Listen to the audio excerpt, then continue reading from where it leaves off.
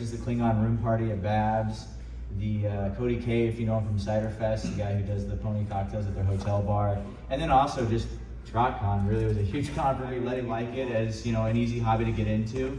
And I think for me, I love variety. I'm someone who likes crass, overbearing flavors. I like different things every time. When I go to the store or a restaurant, I never get the same thing. I always want to try something different. Even if I don't really like it, the novelty of a new experience is something I really enjoy.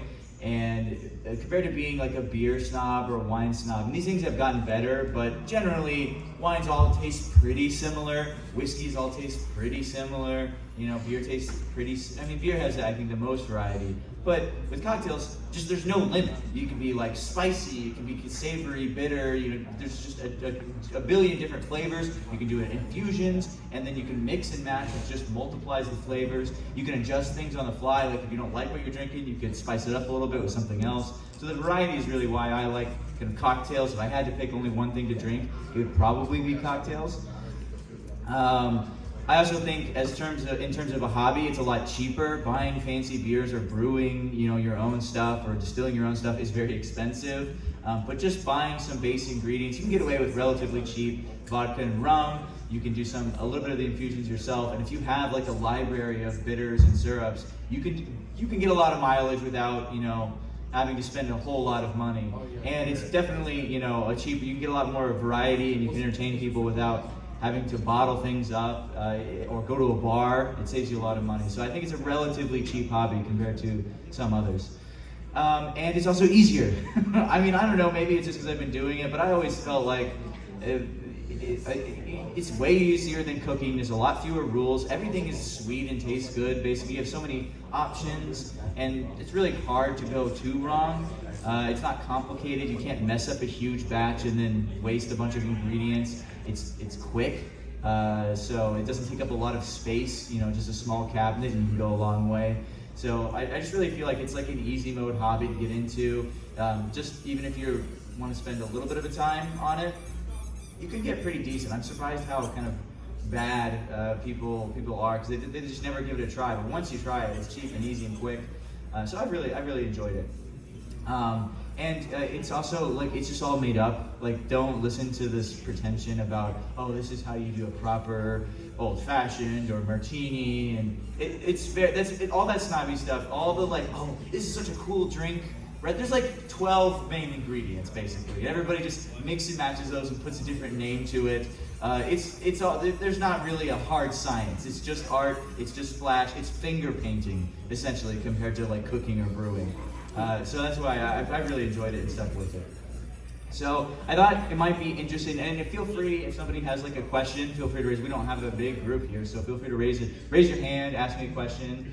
But otherwise, I thought I'd talk about like creating a drink, which is one of my favorite parts. My day job is relatively white collar, so one of the reasons why I love this hobby is it's a way to do art and then share with people immediately. It's very gratifying. You know, I'm very envious of. I've always been very envious of artists who can like share their creativity with that. So that's my favorite part of this, is just coming up with the color combination, the theme of the drink. So like I don't know if you've seen there on some of the menus, you know, doing puns, coming up with, I think I'll try to do a demonstration of the Letter to Celestia shot, which is a great, you know, homage to the show. But generally, you have either the option of starting with a color or a theme, or starting with some drink that already exists that you know is decent, and then just tweaking it to make it your own. So I would say that if you are starting with the color, or you're trying to make something look good, do not think, oh, it's green, I have to use melon or apple, or like, oh, it's the strawberry drink, so it needs to be red. Typically that might be red, but there's a lot of reasons why you don't. I did a 2 in the Ponk, which is like a Pinkie Pie one, and it's like chocolate cake, because it's 2 parts, you know, pink cake, and then 1 part chocolate is part of the joke.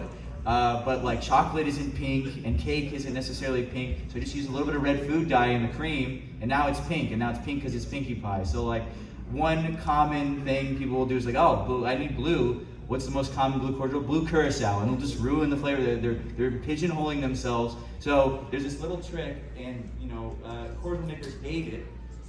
but it saved me so much drama, and that's spending $2 on food coloring that lasts you. This box is probably like 10 years old because you don't need much, it's just dye. And then you can drop a little bit of that into a drink and you can get whatever color you want and you don't have to affect the flavor at all, and it's cheap. So I don't know why every bar, even professional bars, never seem to stock this. A bar I worked at, I bought it for them so that if anyone asked me to do a cocktail, I could, make something up. So I would also really recommend tasting multiple variations. Like there's definitely, I wish I had, when I was younger, I had a lot more friends that were big drinkers. Now a lot of mine don't drink so much anymore, and I need that because you have to go through several bad batches before you get it right. And that's one of the great things about cocktails is I don't have to spend 20 hours setting up, a brew and then it came out bad. Like I can test one time immediately, have like a half drink, and then I can try a different combination. And then you have to consider the logistical realities. Like the Mare Aperitif, I was able to do stuff maybe a little bit nicer because I'm only doing a few drinks, or like the mimosa bar that I'm gonna do on Sunday. I can have nice garnishes and hors d'oeuvres because it's just mimosas. But if I'm doing a room party and I'm expecting to get 200 people, I can't be shaking every single drink. I have to pre-mix some things. I have to have some stuff that I can just pour out real quickly. It's not realistic for me to muddle mint or a mojito every single time someone comes up because they're not, I've got to get people have an average of like 30 seconds and I got to get them through. And I'd rather have it that way. Like you can get pretty good but efficient. So you have to consider where you are. If you're at your house making drinks for 2 friends, you can go fancy. You're making 1 drink, you can go fancier. But if you want to do like a cool full menu to give people a lot of options because you're the only room party, and what if somebody doesn't like cream because they're lactose intolerant? Or what if somebody doesn't like sweet? Or what if somebody doesn't like alcohol, thinking of like non-alcoholic options? It's good to think about what are your logistical realities when you're doing the drink. Because yeah, you can get really expensive, fancy ingredients that take a lot of time to prep, but is that feasible? So just a couple examples. I hope they're still being passed around. I passed around a couple of my pony menus, so feel free to take a look at those. But as for an example of starting from like a common drink, the Canterlot dessert that I do, which is like a raspberry chocolate vanilla cream, I actually was messing with grasshoppers, which is something you may have heard of before, and it's mint chocolate chip cream. So it's just creme de cacao, which is chocolate cordial, and creme de mint, which is mint. And I really did like that, and I liked it so much, and I was like, what are other flavors here? Like chocolate's a little more subtle, so it can stay in the background, and I was mixing different flavors, and I threw in some essentially raspberry taz, it's like Chambord. It's like a deep raspberry jam kind of flavor, and that just went over so well, and it was so delicious. It's like raspberry ice cream Ghirardelli. It became so popular that people keep asking for it. I almost always take it with me, and it really is like I haven't seen anybody do that necessarily. Like that's not like a big named drink like a grasshopper is. So that was really the Canterlot dessert name. That was just me messing with flavors, and then I decided I'm a pony mostly bartender, so I feel like I can name it that, and that's thematic enough. The Changeling Nectar is also, I was doing a drink for another group, and we were making this toxic waste that's like supposed to be glowing green, and I kind of made my own version that I really like, and it reminded me of the Changeling. So I just like, you know what, I'm gonna bring this to a pony bar and call it Changeling Nectar, and now it has become a regular staple. People ask for it all the time, and it's nice because it's very easy to pre-mix because it's all just syrups and cordials, and I can just put it over soda. So it's very, very quick and easy to make. So it's always nice, and it is a great color. The only annoying part is that no one carries the Kuiper fruit punch, so I had to order a case myself and take it with me everywhere. But then there's some other ideas. I talked about 2 in the Ponk. Like I thought it would be very funny to do a drink like 2 in the Ponk. That's a funny joke. So how can I make a drink out of that? Well, we'll do 1 part chocolate, right, and then 2 parts something pink. What about cake, vodka? I did a mom's spaghetti drink. I'm like, oh my gosh, I have to do a mom's spaghetti drink. And actually, this is great because I was commissioned for a bachelor party, and the bachelor was a big fan of Undertale. So I had an Undertale menu, and I kind of did this for the Pappy drink because Papyrus likes spaghetti. So I started with a Bloody Mary, and I'm like, okay, because the Bloody Mary is close to spaghetti, but then instead of tomato paste, I used a pasta sauce. And I cooked spaghetti and had it in a little tray, and I put spaghetti in the drink, and instead of a celery stick, I had a breadstick, pretzel stick or whatever, and so I had a spaghetti Bloody Mary. And it fits really well for all these autism cons to have the mom spaghetti drink. The only annoying thing is it takes a lot of work to prepare, and it's very, like, it ruins my jugs because they'll smell like tomato paste forever. Got my, this is another great example. You may have seen in a menu that I'm doing tonight, which is the Mare Schizo. So it protects from the blue Krystal inducing rays getting into your drink because it's got the foil hat. And then sometimes I just do lazy renames, like if I want to have a gin and tonic on the menu, you can just call it something. I love Sex on the Beach, which is peach, cranberry, orange juice, and vodka. And so I just call it horse fucking on the beach, and people get a laugh out of that. So those are ways you can do drinks, and it's fun. This is honestly my favorite part, is coming up with stuff and trying it, and then this is just feeding my hobby because people pay for it, so they're sponsoring me to come up with these creative stuff and do my hobby. Yeah, good question. Have you ever done anything for Zip? For what? Zip. Like Zip. Dip, like for chips? No, Zip. Oh, Zip. No, I haven't. I haven't really done anything for, I did an Izzy one. So one of my other favorite things, now when the bar's real busy, it's tough to do this, but if it's quiet, one of my favorite things is people like, can you do my OC? Or what would you do for this character? And I'm trying to remember what I ended up doing for Izzy. I mean, it depends on what I have on hand. I think what I did was I had lavender syrup because I was doing a bluey menu. And I did it was like lavender lemon, and then I mixed a little bit of because her hair is blue. So I mixed a little blue on the top. So it was like a purple lavender drink with lemon and vodka, and it had a blue dye on the top for her hair. So I love, just experimenting and improvising. Some people, Tiny Equine will come and be like, I can't do sugar, I can't do alcohol, and then I have to go in my bitter library and my sodas and try to figure out something. I love being able to improv. It just takes a while, so I can't get through people very fast. But I love just coming up with stuff on the spot. And I think people that are stuck on their menu cards, you always. I have part of the reason why I don't say 0.5 ounces of Midori, 0.5 ounces of, specific things, is because I'll come to a con, I can't fly stuff with me, and I'll walk into a Total Wine, they just won't have what I need. And then also, I come up to someone and they like it sweet. Something you may notice at my bars is whenever I give someone a drink, I always say, please try it and tell me, is this too sweet? Do you like this? Because everybody has different tastes, and I can make a proportion that I like. But I don't want somebody to walk away with maybe their only drink that they did pay for, and I'd be like, oh great, gotta kill this. I want it to be good. And I have a library of flavors and syrups, I can make it sweeter, I can make it less sweet, I can fix it really quickly, and it doesn't take much time. So I'd rather people walk away happy, but that means that every drink is a little bit different, and that's what it should be. A cocktail is supposed to be special. It's unique to what your tastes are and to what the time and place is. It is like a little bit of a work as improv. And I think you've heard me talk about how much I hate this god-awful cordial, and I wish it would die, and I wish it would be replaced with blue dye. It's everywhere, everyone has it. I went to Japan, and this is the only American cordial they had. It's it reminds me of ancient Rome, where indigo dye was a trading resource. Everybody's got to have their blue. This is the only way you can ever get something blue, is to use blue Curacao. And it's a syrupy, Curacao isn't bad on itself, but it's worth getting better, triple sec or something like that, than the cheapest, syrupiest blue that's just an awful fake looking blue. It's terrible. It really is awful.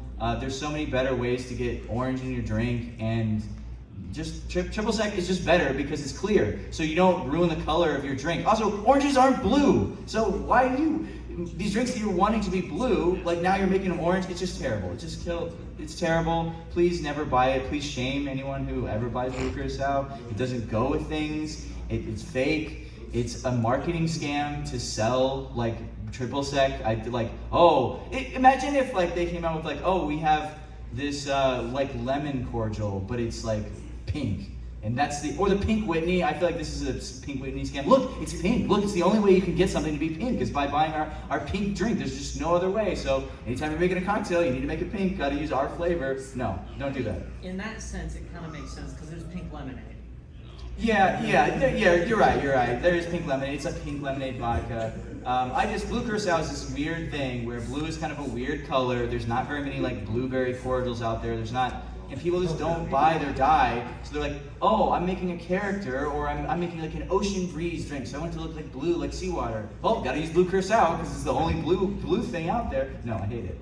Oh yeah, so I talked a little bit about this, that I do Undertale bar, so this is my Undertale menu that I did. I know that this is PonyCon, but, the cool thing about this is if you want to do normal, I work at a bar now on the side, and they'll have me come do the St. Patty's Day menu. I think one of my favorite ones from there is I did a pot of gold shot where I had lemon whiskey in a shot glass and I put little gold flakes in it, and then I did whipped cream and that rainbow ribbon candy like layered over the top, so it was like gold under a rainbow. And then I did a potato martini, so instead of like an olive martini, I had a roasted little round potato on a spear, and I used potato vodka. So there's lots of, like, this doesn't have to be just like, oh, I can only draw ponies, this is what I'm good at. Like, you can transfer these skills to other fandoms too, and you can, show it off to your friends. It is something that a lot of people enjoy, so I really do. I do like that it gives me something to contribute, and when groups get together, something to do, something to provide. It's been a lot of fun. And it's also a great gift, like, because once you get good at customizing, you can think about aspects of a person and you can make a drink that's specific to their personality or the fandoms that they like or the flavors that they love. I did an OC of someone recently, and they had like stripes on their OC's hair, and so I took some syrups, I colored some syrups, and then I put them right up against the glass and let them trail down the side, so the glass had stripes down the side of it. So in the middle part was their body, like the color of the drink, and it was just like, it's so cool to personalize things to other people. So that's one of the reasons I really like cocktails, because you can make them as a gift as well. Let's see, this should not, why not? This shouldn't be the end. It somehow skipped past all of this. Oh, do you have them hidden? There we go. I don't know. Yeah, I don't know why. It clearly went from here to the last one, didn't it? Yeah. Okay, whatever. Anyway, so I kind of already talked about this. This is my Tiki menu at Everfree Northwest. I use Canva. I don't know if you've heard of it. It's like a publication software. It's very, very handy. I am terrible at graphic design, and it's easy to upload fonts and put stuff together. It's very convenient. And then I actually now have a little laminator I bought for like 20 bucks. And then I have these little laminating sheets, and I just laminate the menus as you've seen passed around. And they're really, it makes a huge difference. Like, having a laminated design menu really sets you like way above. Professional bars sometimes don't even go to this like level when they do their own unique menus. So an interesting question. I don't know if I'm kind of an economist by, that was my undergrad degree. So I was like thinking about like, how does it work logistically? I know that it's sometimes a touchy subject. But I find it very interesting, so I know that if I was curious about running these bars, like, what's the money like? How does it work? So I would say that having done weddings and bachelor parties and birthday parties and a lot of different conventions, I generally don't expect to like make money unless I've been commissioned and somebody's paying for all of the supplies. And maybe that's bad. I'm bad about pushing for tips. I've done pop-up bars at like concerts, and then you tend to do like a real official large venue. You tend to do a lot more if you can actually charge people expensive amounts for drinks. But if you're doing something as a hobby on the side, people, I'd say they don't always tip as enough. It's more expensive than it may seem, and I feel bad. Like, I'm not doing this to make money. Certainly, I have a day job. I'm doing it as a way to contribute and give back to the community. So I'm just hoping to make costs. So I try to aim to buy relatively cheap ingredients and just make my money back so I can continue to go to as many as I want, and it's not something I'm spending my money on. So I would not say go into this thinking like, oh, I'm gonna be like a vendor and I'm gonna make money at conventions. It's just probably not gonna happen. Only 1 or 2 conventions did I ever make money, and that was when like multiple nights I was paid to do a bar and that they paid for the supplies. So I usually try to aim for like 400 to 700 for a weekend in terms of cost of supplies. Sometimes at bigger ones, like it's more. Here I'm doing like 8 events out of my room, so the cost is closer to 2K. Where's but your for room? one night, sometimes you can get away with only a couple hundred. As far as tipping goes, I usually try to insist after the first drink, but I don't pressure too hard. It's nice if people try to tip costs, which is like a little under $5 is what I think the general expectation is, and people don't always know that. When you think about the cost of the drink ingredients, usually, unless it's very nice, it's about $3. And if you think about the cost of all the other supplies I'm bringing with me and the cost of the room, because you're buying a more expensive room to do the party out of, $5 is actually probably saved for cost. So, just look, if somebody just wants a shot of rum, look, I'm not trying to send people away sober. All right, so you just want a shot of rum, just say like, give me a double, or can you give me a cocktail and then a shot, and that's cheap and that's quick. But if you're getting multiple cocktails, yeah, just consider the cost. I'm not trying to make money, but it's interesting. You don't always think about that. I'm just trying to give you a peek behind the curtain.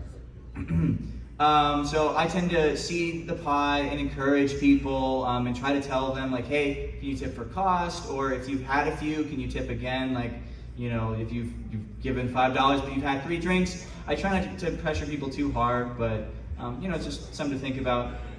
Like cheaper alternatives, that's what I was talking about. If somebody just wants to get drunk, like, hey, can you somebody donated a bottle of something. This is crazy. At Winnie City this past year, I went home with more alcohol than I came there with, because everybody at the end of the con just like, oh, you have a car? And they just dumped it all on the bar at the Dead Dog, and they're like, well, we can't waste it. But the reality is I can't.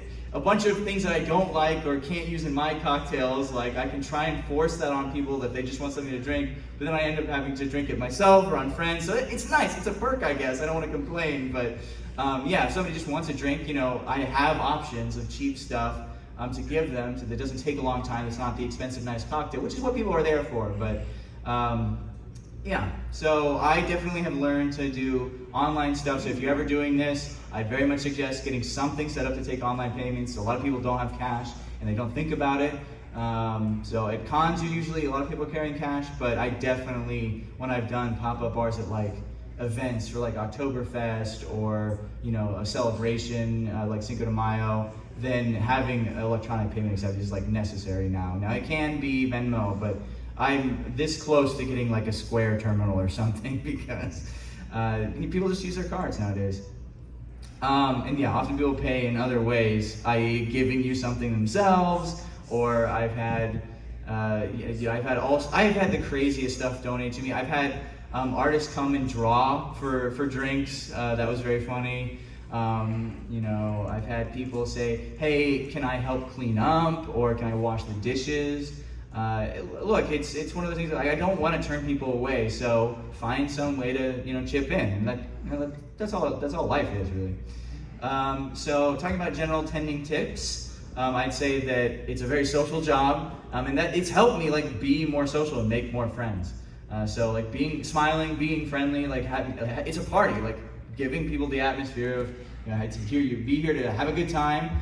Showmanship is cool. I always you'll notice I do fire. I'll do long pours. So like if I have a pour, I'll stretch it out as far as I reasonably can, get the longest stream of alcohol going down in there.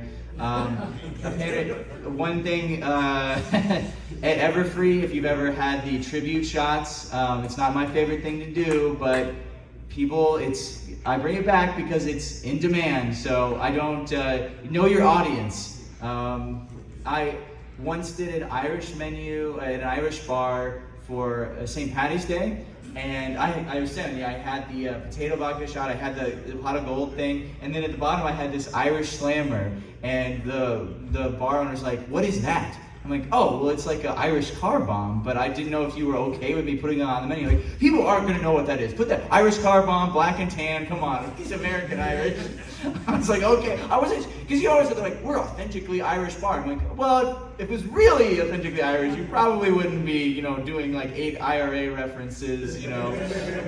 But, well, you know, whatever, at a party, but yeah. So, and because it was a Midwestern place, everybody just walked in and had an Irish car bomb. They just ordered it off menu, they didn't even look. They're not interested in a martini, something creative. So that's what I ended up pushing, and then I pushed the Shamrock Shake, because yeah, it's in Middle America. They're like, oh, it's like the McDonald's Shamrock Shake. And so it was like a grasshopper, but all I did was I put whipped cream and a cherry and like green sprinkles like McDonald's does on it, and they loved it. So, you know your audience, pander to furries or pander to, you know, whoever you're doing it for, because like it's a performance for people. And I would say a huge thing for novice people is like, you got to keep the line moving. Now, I don't pre-mix everything and just give everybody crap, but think about ways to efficiently give people a good time. Like, throw stuff together and then ask them to taste it. It's like, is it good? Can I add something real quick? You know, instead of like agonizing over measuring. You know, if everybody has a different taste anyway, go quick. Like, don't get caught up talking to people. You got to talk to people, but you also got to move. And you can talk more if there's less people at the bar. So, just a tip: getting help with your drinking and also at the bar is good. I've tried to do it. I'm sure many people can empathize. Trying to do all of it myself and being overwhelmed. It's a lot of logistics to get it all in there. Pre-mixing and prepping as much as possible. All this morning I was prepping supplies. I was cutting out all my foil for my Mare Schizo drinks. I was cutting out all my, letters to Celestia, using pours, and, and then I guess the last thing I'll say is try not to take off the venue, like, be mindful of noise, and, don't flagrantly violate the law, but also, screw people if we're trying to shut down parties, okay? It's not hurting anybody, all right? Let us have fun. And then, as far as gears, I really, people don't bring straws a lot, and the little black plastic ones, those are super handy, I love them. This is a big take. I hate red plastic solo cups. This is a stupid meme for boomers. They're like, oh, I'm at a college party, and I'm just gonna put light beer in it. If you're at a bar, not only are they, you're paying for the name red solo cup, and it's way more expensive, but these clear ones, you can see the drink inside. And if you're doing cocktails, you want to be able to see the colors of the drink. So why would you want a red solo cup? I know they're a little bit stronger, but you're just gonna throw them away anyway. People waste money on red solo cups. Get the cheap Walmart plastic ones that are clear. And then, the cooler is always nice to have. You can get, we're doing the styrofoam ones right now. I don't like to use those as much because it's not great to throw them away, but they are handy. And then I have just bar regs invaluable to always have with you, for sure. Okay, I think this is maybe stuck now. Okay, technique, right. I don't know, let's see, what time are we at? Okay, only half an hour, okay, good. I want to do a demonstration by the end of this, so I know that's going to be the exciting part, so stick around for that. I don't think we'll go maybe the whole time unless there's a lot of questions, but I'm just going through these slides I haven't looked at in 2 years. Okay, so novice's sake, don't put soda in a shaker. Obviously, it'll explode because you're shaking out in a tight pressure environment. And then be careful mixing cream liquors with acid or straight vodka, because it will dehomogenize and coagulate the milk. For layering, you gotta think, layering is very fun, and I'll kind of demonstrate that. You gotta think about specific gravity of the liquid, like heavy syrups will sink, and very light alcohols will float because they're less dense than water. Sometimes you can get cream to float on top because it's oil. Note that if you have something that's cold, it will tend to sink though, and this people think cream floats because it's oil, but it's oftentimes kept cold, and that can help sink sometimes. So when you are layering, you'd be surprised how much you can get away with by just inertia, in that if you just pour it very slowly and don't jiggle the drink, it'll just stay layered. So we'll all tend to use a bar spoon. My mother got me this for Christmas. It's like a satchel bag that has all my bar kit. It's very nice. people out. Oh, another way that I cheat often is I went to Walmart and got these like medicine plungers that you can just get for free for like pharmaceuticals, but they're really handy because you can carefully get amount of drink and then very carefully put it on the side. I may actually use this later for that demonstration. So that's another way you can do it. But otherwise, traditionally, you would pour over a bar spoon and you just set it to be kind of level with the drink, and you pour the liquid so it slowly floats over the drink, and that's a great way to layer. I think I already talked about that. I really encourage you to try and go crazy with, I use like a little bit of gold flakes, are actually cheaper than you'd think. Doing like, I did a Pop Rocks drink before that like sparkled and flashed out. Flame is really fun. Like, it's a show, so like think of cool things to do. Don't be limited to, there's like 8 cordials and 3 juices and 8 liquor types, and that's it. And you just mix and match those 8 things forever. Go crazy. Like maybe do one thing that's new or special each time. That's what I always try to do. Yeah, I mean, I think you all, maybe if you haven't been there before, I tend to like putting the flame on the top. But one thing, if you don't want to light the actual alcohol on fire and layer the alcohol on the top, is you can like cut a lime and put like a sugar cube and soak the sugar cube in alcohol, and then you can light that on fire. So there's a lot of different ways you can get fire without having to actually have it in the drink and drink it. And just don't let people pick up the drink while it's on fire, even if they plan to blow it out. Definitely don't let them drink it while it's on fire, because they will burn themselves. But so many people are like, yeah, I got this, and they pick it up and it just spills everywhere. Now, alcohol fire is safe. It's not that hot. It blows out easily, and it doesn't burn things because the heat's going up, and it's protected by a layer of cool liquid. So I've never even damaged things other than like plastic tablecloths that are cheap anyway by fire, despite people spilling fire everywhere on themselves. No one's gotten hurt. But just be careful. And then, the most damage people are actually going to do is by burning their lips, because the glass will be hot. Oh, and by the way, don't use your plastic shot glasses for fire. And then this is the secret tip. Squeezing a fresh lime it's easy mode to make a drink taste good, because it just is such a huge difference. I will take just syrup and from concentrate juice in tiki bars, squeeze a half of fresh lime in there, and it tastes like you fresh squeezed the juice yourself. Huge difference for how little effort it takes. Okay, so that is the slideshow, and I'm gonna do a little bit of a demonstration here and maybe talk about some of the bottles I brought. But does anyone have any questions after all that? Yeah. I was Kiwi. trying to tip you to make a Ramsden fizz.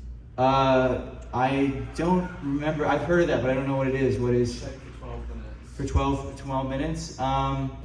I guess if it's at the end of the night and you paid me, what would be the average? Like $5 per 30 seconds times 12 minutes is $24, $25 maybe. I'd do that, and I'd be trying to do other things. It would be funny because I would be trying to do other things with one hand. But like if no one is in line, maybe, or maybe I could, if I have a helper, I'll make them do it for $20, $25. I may ask for more. We'll see. Plus the increase of drink, so 30, 40. But I don't know. I will give people, like, I've had people say, do you have an energy? I keep energy drinks. And they're like, do you have an energy drink? Well, I'll sell you my Monster for $5. Or somebody came up and it's like, I'll take a glass of milk. I think he was all funny, and then I pulled out like half and half of quart of water. I'm like, please tip. Here you go. Would you like some chalky with that? I'll do whatever you want. Like, it's an improv show. I'll do my best to achieve whatever your request is. Don't be afraid to ask. And that's what I hate. I hate when bartenders you're like, what's your favorite drink? Can you make me your favorite drink? I'm not picky. And they're like, I don't know, rum and coke, and that's like the most fun part. Someone's not going to judge. You could do a shit job, and they're not going to be that mad because they asked for it. So I love it when people ask me to like do something off menu, because then there's no pressure. I get to have fun with it. So that's the answer?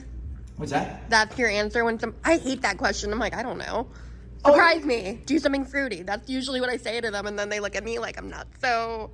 So you hate that question too? I hate that question. I don't know. I want to try something fruity. Do something. Magic. Oh, so are you saying like you hate it because customers really are secretly picky? I don't know. Yeah, I don't know. I feel like I can understand. I guess I will say I don't do it for a living, and I don't want to say I don't. It could be a very annoying job if you have very annoying customers who are like, just make me something, fruity, and then they get it like, I don't like this. That has something on it I don't like, and then they give it back. But so I understand if that's your living, that could get annoying. But I always feel if you ask for that, I don't feel bad. I'm like, well, you asked for something, so deal with it. I'm sorry. Do you want me to sweeten it up? Like now, if they're like, I can add a little bit of sweet, I can add a little flavor. That's what I'll do. Is I'll be like, okay, what can I fix it? But you're not getting another one because you asked for this. But I'll try and fix it if I can. But yeah, I don't feel bad because that's what people ask for. And I don't like want to be a bartender just like mechanically make stuff straight off of a menu. I guess there is creative process in creating the menu, but I like doing things different and changing things up. And it's like being an artist if you had to like draw the same thing every single time forever. You want to be drawing something different each time. Like that's your skill as an artist, is to be able to do that. You're not AI. So I don't know. That's just my take on it. Any other questions? Yeah. Do you have a favorite spirit or ever build from like a spirit up? Certainly with like gins, I tend to build spirit up because they're way more unique. But every once in a while I'll get one recently. Have you had Ancho Reyes? It's ancho chili liqueur. It's not really a full spirit, but it is like, I think it is like 35%. But it's just delicious, like real tasting spice. It doesn't taste just like capsaicin or whatever. It really does taste like, chipotle peppers. And I was trying to do a spicy mango drink because someone commissioned a Bluey menu and the mother's name is Chili. And she's orange, so I was like, spicy mango is a very common flavor, especially in Asia. So what if I did like a spicy mango drink? So I was looking up ideas, and then I was in there looking for spicy liqueurs, and I found this Ancho Reyes stuff. It was so good. I've started to make other drinks just from that, spirit, because it was such a cool, unique flavor. And I ended up the chili Mummy's Martini. It was pineapple and mango juice and vodka and that Ancho Reyes with a splash of fresh lime, and then on the top I sprinkled little pepper flakes. And it was, I've had a lot of positive feedback on that. I really like it. This might be one of my favorite ones I've made in a while. Yeah. Do you like drinks that have more than 7 ingredients or less than 7 ingredients? I'm not opposed, so like a mojito has like 2 ingredients, or 3, but it takes like a long time because it takes a long time to process those ingredients. Like, you're like, caipirinha, simple drink, right? But you have to like cut and muddle the limes and then deal with like physical sugar to do it right. It takes a long time even though it's only 3 ingredients. So, whereas I could have something like the Mummy's Martini I talked about, what was that, like, 2 types of juice, 2 spirits, lime, and like a garnish, and then I put it in a martini glass. That's a lot of steps, but it's not, it can go quickly because it's just putting in and shaking. I guess I'd say, that it's the time it takes and the logistical challenge to the bar it matters as much as the strict number. And but I will say that I like to have at least 3 flavors going on usually. Usually like the spirit and then a main like forward flavor, and I need at least 1 like subtle flavor behind it because there are simple drinks that aren't bad. Like caipirinha is an example where it really is cachaca and lime, but it's good. But then I really like having like, I need one more thing and a little more subtleness to it, just to give you variety through the whole taste of the drink. So you'll rarely see me have like 2 ingredients. Any other questions? All right, I'll ask one more time at the end, but let's see what they let me get away with here. So I'm going to start with the Celestia. Now, unfortunately, you can't sample. I'm not doing samples today, but come to the bar tonight. So I'm going to do the Celestia, letter to Celestia. Oh, I don't have a pen, so you're going to have to pretend that I'm actually writing on this. So the idea here is it's going to be, if you want to toss me one, sure. So we send letters to Celestia with magic green dragonfly. Little toss. Good. I tried. Was not looking. I would have tried to catch it. So we're going to do a green base, and this is Midori essentially. It's the cheap Midori. Some of Mr. Stack's is undrinkable, but the melon really is fine. It's syrupy anyway. And it's half the price of Midori, so I not made of money. Okay, so that's the base. It's syrup, it's heavy, it sinks to the bottom, and because whenever I do the fire shots, the heaviest alcohol is going to be on top. So you want to get that, you get that back first, and then it ends with the sweet syrup, and it covers it up real nicely. So then I have some lime juice here. I'll just layer that to get a little bit of a lighter green. Let's see.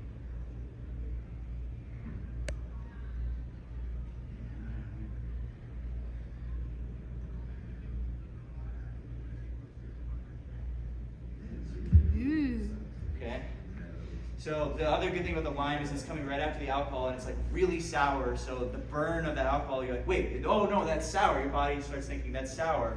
Also, lime juice makes everything better, and it's a nice other green. So we have the darker green at the bottom of the fire, and it gets lighter as it comes up the flame. And then I have this bottle of water here, because they don't sell water in Florida. Unlike Missouri, which sells water at Walmart. Foolproof water. War branded water. Is it real water? All 100 proof water. We even have multiple brands of water. Alright, so hopefully you can see there. Is it? Yeah, okay, you can see the three distinct layers.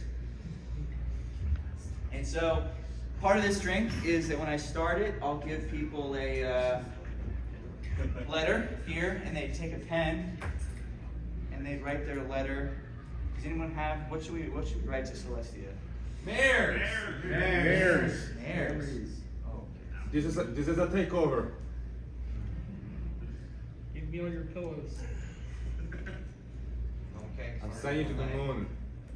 Can you read that? No. It says Mares, okay? You have to take my word for it. All right, so the cool thing about this is, how do you send the letter to Celestia? Well, it has to go up in green dragon fire. So I don't. Oh, right, we don't have access to the lights. So what you would do is you could take it, you blow your green dragon fire. Oh, that's showing up good.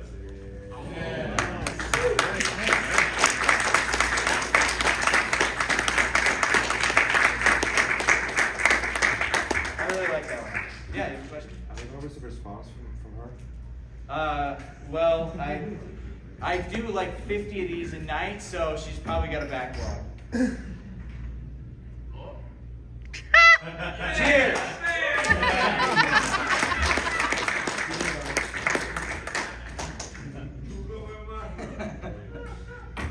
And so my next disappearing trick.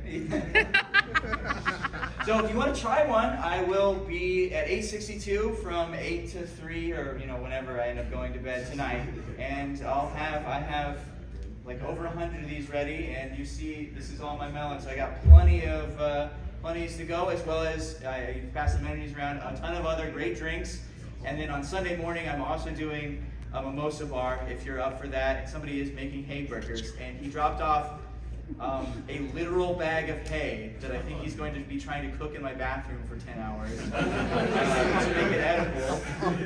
Oh my God. Yeah. So I guess I'll mention a couple of thing bottles I brought here just to show. This is the Wild Pegasus that the former chair of BabsCon, they did their own distilling. I'm not so happy with this round, but the smoky one that they made earlier. And this is the TrodCon beer from last year, the one they kicked me out of. So I figured after such a successful convention, this could be, assuming it's successful, and we toast champagne at the end of the con, we'll be toasting with the TrodCon beer. So always fun to bring fun bottles for fun events. All right, anyone have any other questions? I think it's about time we're getting close to, wait, no, when did they start? 12:30, 12:30? Okay, we have an hour and a half? Okay, well. You have 11 minutes. No, I have. Yeah, you have 11 minutes. Okay, whatever. I'm done. Any other questions?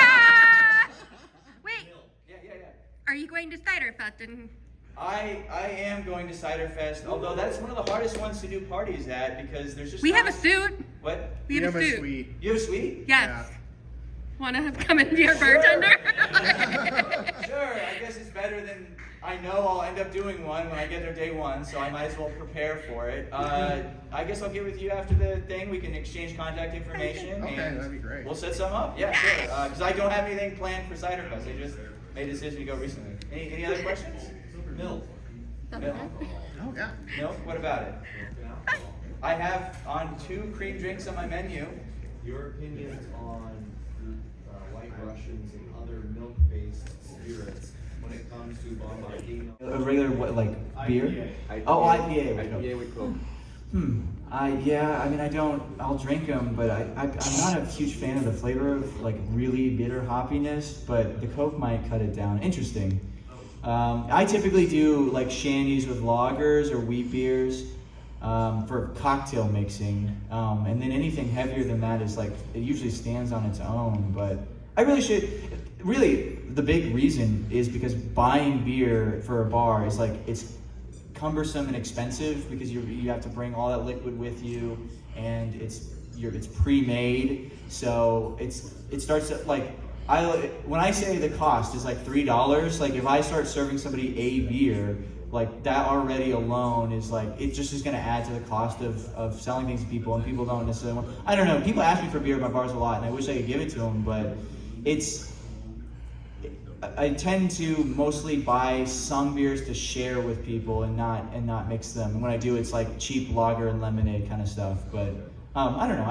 I should get into that more. I'm doing Oktoberfest soon here, and I should really think about what ideas for that, because I bet there's a lot going on there. Yeah. What's your opinion on Buckfast? Oh Buck- yeah, Have you heard of Buckfast before? What's your opinion on I don't know. I don't know what that It's is. a fortified wine that's caffeinated. Interesting. I've never had it before. It's made by monks in the UK. Oh, I do. Maybe I have. Monks. It's like one of those like Belgian monk. Is it similar to those ones? No, it's totally different. Okay. I mean, caffeinated alcohol is. I say what a bad idea, uppers and downers, but so many times do I find myself drinking at the bar and enjoying being drunk, and then realizing I'm like, have been awake for so long, and I'm like, time to have an energy drink. So, I see it exists. I would say don't do it regularly, but if it's a party weekend, go for it. But it sounds like it's a low quality flavor, so fortified wine. It certainly is. I'm just curious. Have you seen was it like Geopold and Wow Mau as YouTubers? Yeah, okay. That sounds like something they would like, or at least have tried. Any other questions? Yeah, in the back? What's your favorite blue colored liqueur? Well, young lady, I have to say, if you count, some creme de violets are blue, and I do love the flavor of lavender. Yeah? What is your most successful drink you have ever made or ever created? It would probably be that Canela dessert. That one has been, it surprised me how popular it has been. And that's the, like, razzmatazz or d'amore raspberry cordial with heavy cream, creme de cacao, which is chocolate, a little bit of vanilla extract, and then just shaken. And it tastes like raspberry chocolate ice cream, and it just is constantly so popular. And the only reason I stopped, so many times if I had to go back to the store to get more ingredients, because everybody orders it one night. And the only reason it's not so popular these days is because everyone's had it before. So at these pony cons, but it's always a hit. So I have to say that's I'm proud of it. Sometimes there's a lot of drinks that I wish were more popular because I really like them. But that one, I do love it. So yeah. What's the drink you're most proud of? Most proud of? I think it might be this slice. It just fits so. I don't see a lot of people use flash paper. Like, I just know of, like, I have a magician friend, and I'm like, what if I use that in a drink? And then getting the, like, green layer fires. And what I'm always surprised at is I did it for color, and like I said, the property of syrup. I want the syrup sweet on the bottom. I want a lighter green that hides the alcohol. I was thinking of the properties of liquids. People are like, oh, it tastes good too. And I'm like, oh, well, good. It's surprising because you wouldn't think lime and melon. I guess it shouldn't taste so bad, but people really like tasting it, and it's so thematic. It's fun. No one's ever done it before, and it's super easy logistically because it is really just, you saw these two ingredients, and this. Once you get the flash paper, it's not that expensive. Really, it's only probably like 50 cents of that size of paper, and it's easy to do, but it's super fun. People will come back and order them again and again and again. So I think that might be the one I really am most proud of. Yeah. What are some other bar top accessories that you've kind of just improvised, like with the syringes? Well, an interesting one that I just did is that we have all of these. So like I like to bring big, mixing jugs to do premixes in, but I can only do it when I drive because I don't have like room in my suitcase. So what I have done, and I'm sure you've maybe noticed all of the vendors, and then we went through a lot of mimosas also at the Mare Fair. So I have all these giant Tropicana jugs, and I was washing them out this morning, and I'm going to use them as pre-mixed jugs. So that's definitely one, a big one. What else? Well, I feel like I've popped. I definitely the bottle openers like this. I've had cans of like condensed milk to make like Brazilian lemonade, or that there's a can of something, and I don't have a can opener with me, so I will like use this and then like just do it 8 times around the edge of the can to open a full can. So that's definitely a goofy one. I don't think of anything else that's really crazy.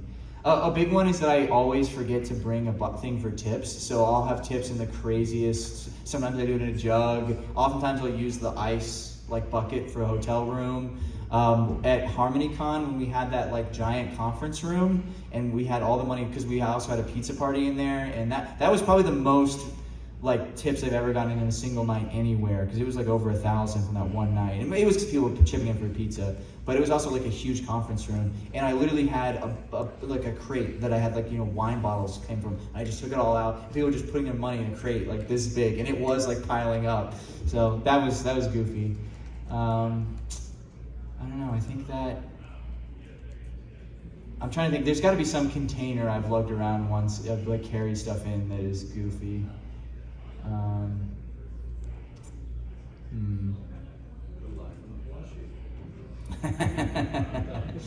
Yeah, I don't know. I guess I've like there was one time when I had to save on weight, but I needed to bring a lot of very special stuff. So I bought a Gatorade, and then I just had a bunch of Gatorade bottles full of like different cordials and alcohol, and they just had like a sticker label of what they were. And I had a library of Gatorade cordials. That was goofy. Any other questions? Yeah? What are some barber essentials that you would consider to a beginner? I think and I don't have my jigger with me, but I love the jigger. Like, I don't measure things very exactly, but it can be sometimes a little precise. Like, it's sometimes people say like, oh yeah, I can eye a 1 ounce pour, but it's nice to just see it in the jigger, and then you can visually see, yeah, that's about 1 ounce. And I don't like get it perfectly flat and level and precise, but I love pouring it. Even sometimes I'm like pouring it in and I just dump. Like, I just want to it's a good way to get an eyeball of what you're doing there. So I think that's super handy. I think having a shaker you like is super handy. And this, ironically, because I keep buying nice shakers. I had somebody who had a glass one. I was like, oh, this is so cool. I love being able to see in it. And every time I buy a glass one, the seal sucks. Even the nice ones, I've been so disappointed. I've thrown away like 4 shakers trying to find a good one. And this is the very first one I ever bought at Walmart.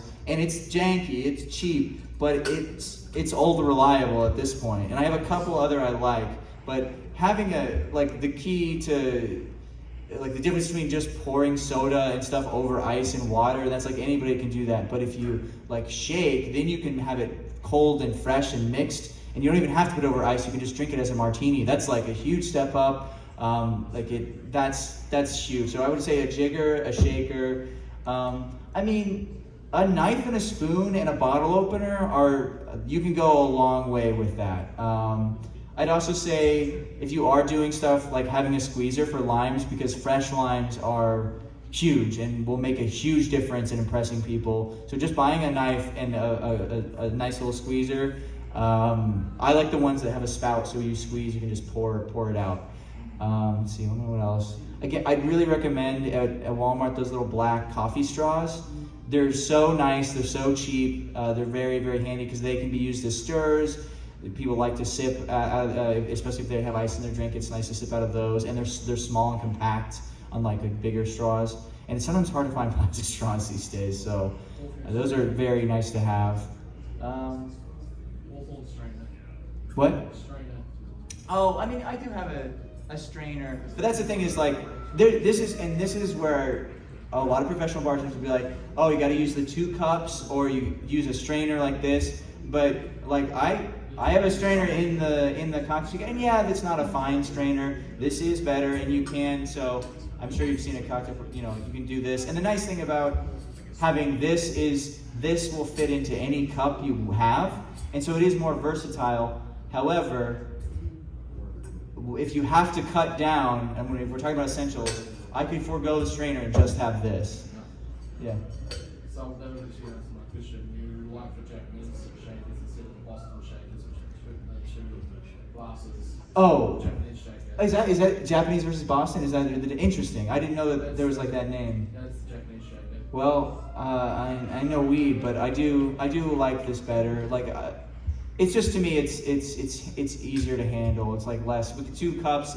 It's easy to mess up because like I like drinking while I'm in the bar. If you don't crack them just right, then ice comes out. You know, like this is really hard to mess up. And you can get with this. You know, it doesn't look quite as fancy, but you can just do a long pour. Yeah, and then it looks fancy. So I prefer the Japanese style. And yeah, I would suggest having a strainer if you know you have a bigger set. But if you essentials, I'd say the cocktail shaker is way more.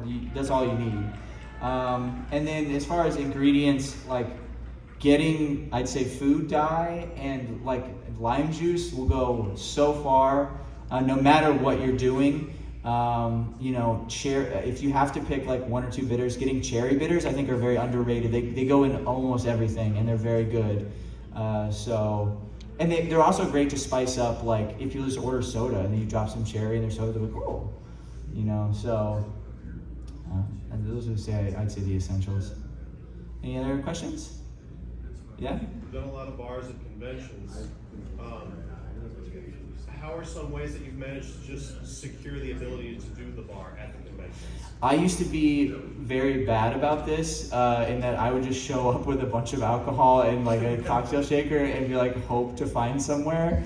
And I was very fortunate that I knew people who knew people. A great example, probably the epitome of this was BronyCon 2019, the last one. I had all this planning for my Heaven's Gate party, and I bought like costumes and had all this stuff. I had no idea where I was gonna do it though, and fortunately Zemming knew Stefan Winter, who had a space for it, the perfect space for it, and found me that room. Now I've gotten better at knowing where I'm gonna be. Like the last few cons, I've known I'm going to do the Dead Dog, or I know someone has a suite. But I'd say like it is networking, and I came to like Winnie City, was it? Not expecting to do anything but the Dead Dog, and I get there, and everybody who has a suite starts messaging me because I talk to people and I'm active, and if they know you're easy to work with, they'll invite you. Like, there you go. I just found a room for Cybermess. Like, it's.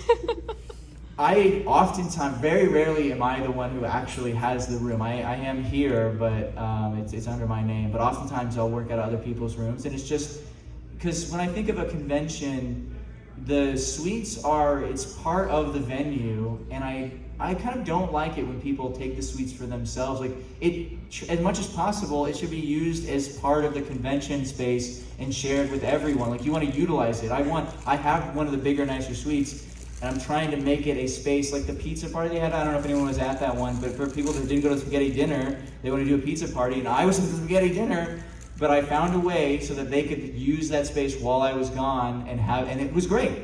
So I think a lot of people have that mentality too. So if you're looking for a place to set up, a lot of times just knowing people and asking around, because you have to book those suites early in advance because people will have them. And that was another big part. It's like I would not know I was going and I ended up going. And of course all the suites are already booked. So thank goodness, people were open and generous about that.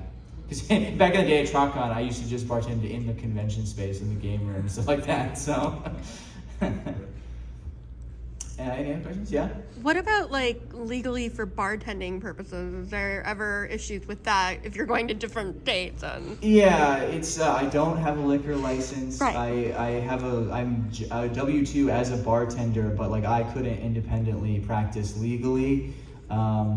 I'm not a huge like rules guy or like a big spirit of the law person. Okay. I definitely would not serve someone who's like a little kid or way too drunk, and I would never want anyone to get hurt, for sure, and I would never want to break or damage anything, but I don't know, I'm not a huge in messing with people that are just having fun kind of person, so I try to, the classic like suggested donation, I'm not selling it, or, I also have this problem because I'm from Missouri and the laws are extremely liberal there. There's a very funny moment, I was with a friend in Virginia, and I like walked into, we were, hanging out, and we got into his car, and I was like drinking, light beers, refreshing, and he like gave me later, and was like, that was like really rude. What are you talking about? And I didn't realize that other states have open container laws. In Missouri, as long as the driver's not the one drinking, it's totally legal. So, of course, the cops stop you. It's like, oh, this is my drink, So, as long as their blood isn't going 0.08, which is crazy high, if you didn't know. So sometimes I forget how strict some other places are. I tend to don't, if you're not causing problems, you don't they don't come down on you too hard. I've had parties shut down a lot. Usually it's for noise complaints, but just if you don't pick fights with people that are shutting you down, just like, okay, sorry, we'll clean up. We're just trying to have fun. Just back out of it. And usually people aren't vindictive. If you don't you fight and are petulant about it, then you can get in trouble. But usually they'll just shut you down. And but I've done lots. It's illegal basically to hand people alcohol in most areas most of the time. So do things in hotel rooms because that's a private space. I've operated out of my car before. There's like rules about if you're in your car that's like your home, so you can have like guns and alcohol in there, and that's like fine, I guess, as long as it's not mobile, and then you're not driving. So I don't know. I probably should get a liquor license eventually. This is my hobby, but I've never had been shut down or gotten someone mad at me for drinking where. Actually, the only time I've been gotten shut down for drinking where I wasn't supposed to be was at TrotCon by the con chair. What? Now, Oh yeah. I've been shut down for noise dozens of times, for being too loud or having too many people gathered in one place. But that wouldn't have mattered if we were drinking soda. It was just because I was having a big party. It was never specifically the alcohol, really. And I do avoid it. I don't try and do dumb things, but you kind of have to read the situation. This con, we're not messing with. This hotel doesn't know us, whatever. But TrotCon's hotel, they didn't care. Even the BronyCon Convention Center, in 2019, I had one of those. It's like a piece of furniture. It's like a giant wine glass. It's like 8 liters. It's like this big. It's meant to be a decorative piece that you put plants or stuff in. And then I had one of those Costco wine bottles that's like 5 liters. And then we did a big thing where we opened the giant wine bottle and poured it into the giant wine glass, and we're drinking out of that in the convention center. So, but it was 3 a.m. So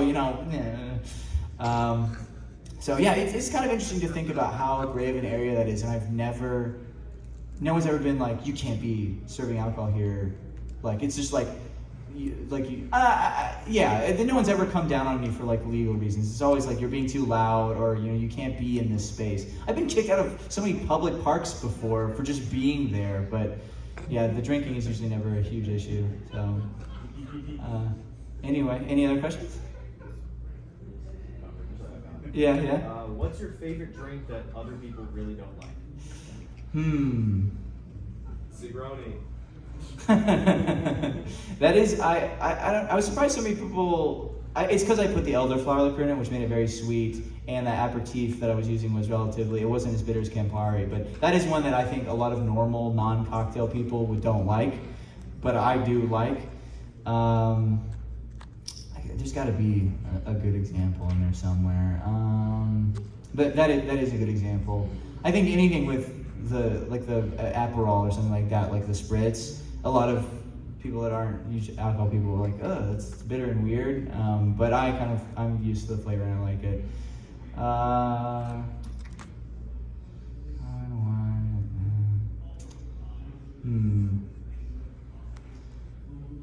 don't know. I mean, that's a good example. Kashaka, I'm surprised that people don't like that. But I really love it.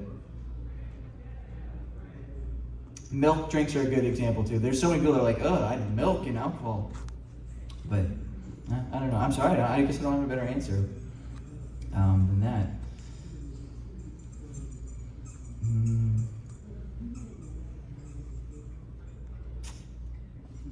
Yeah, I don't know what to say. Yeah, that's it. What's your favorite drink that everyone else already also likes? Popular drink that everyone. I mean, mojito's a good answer. I love mojitos, and everybody loves mojitos. A Moscow Mule is a classic that I really do like. I think it deserves its place as a classic. Old Fashioned, again, a classic that deserves its place. Like, you'd be like, a Long Island iced tea, you just poured a bunch of liquor in a bottle. Like, that's not even tea, it just is like the color of tea, and that's it. How is that a classic cocktail? Bullshit. But an old fashioned, like, yeah, sugar, whiskey, and then get a little creative with some flavors. Like, yeah, you can do honey, molasses. It makes sense that's a type of thing. It's like whiskey with sweetness and a flavor. And then, I mean, I love Mai Tais and tiki drinks. Like, just love those to death. And those are also popular. Yeah, do you have another question? Follow up? Yeah. Hey, I didn't know if it was a follow-up. Follow up on that because you mentioned old fashions. You like bitters. You have like a library of them. Do tell. What about them? What about old fashioned? The classic, Well, like, just like how bitters. do you do your What old kinds of bitters fashioned? that you got? Recommend us. Like I said, cherry is probably I get way more mileage than I ever thought I would, because the big two classics are aromatic and orange, and they're good and they fit with a lot of things. But cherry, I think it really is. It goes in so much. People will. I think I go through more cherry bitters than anything else. Mint. I feel so bad. I was trying to make some mint drinks one time, and I was using like pepper. I was like, I'll use peppermint extract, but it's like oil, and it did not. It was like blue. It floated on top. It was so aromatic. I could not get it to mix. I was like, this is terrible. I got mint bitters, and I've really been glad that I've had them, because once you have mint bitters, I can do, like, I don't have to get a creme de mint. Like, I can make a grasshopper by just, adding, like, there have been times where I've been asked to do non-alcoholic grasshoppers, and since I have chocolate and mint bitters, I can make that happen. And I like them so much, the mint bitters, because it's suspended in alcohol instead of oil. And I like them so much, I will actually put them in my coffee. And I know that's kind of a weird take, but I like mint in my coffee. And I'll use the mint bitters for that because it's convenient. I don't know, there's a lot of them that I bought, like plum and lemon, that I really don't like. The molasses one was pretty good. I'm glad I got that, because molasses is great tasting, but it's kind of annoying to deal with, and if you like the real stuff, so the bitters are nice. It's just great to have, because they're so dense, and I love improvising, so I can always try something different, or get to somewhere, or surprise somebody when I have them, and they're convenient to carry, because they're very compact. So I really like having the bitter library. And those Real syrups, I've been very, very much liking. It's because, like, people, I got Rose's grenadine, and it's just syrupy, and it's okay. But those Real syrups are really good. It tastes pretty fresh, and they really add a kick. And they're also compact and convenient, because it's just the syrup, and all I gotta do is get some water in there, and then it fills out nicely. Did someone have a question in the back?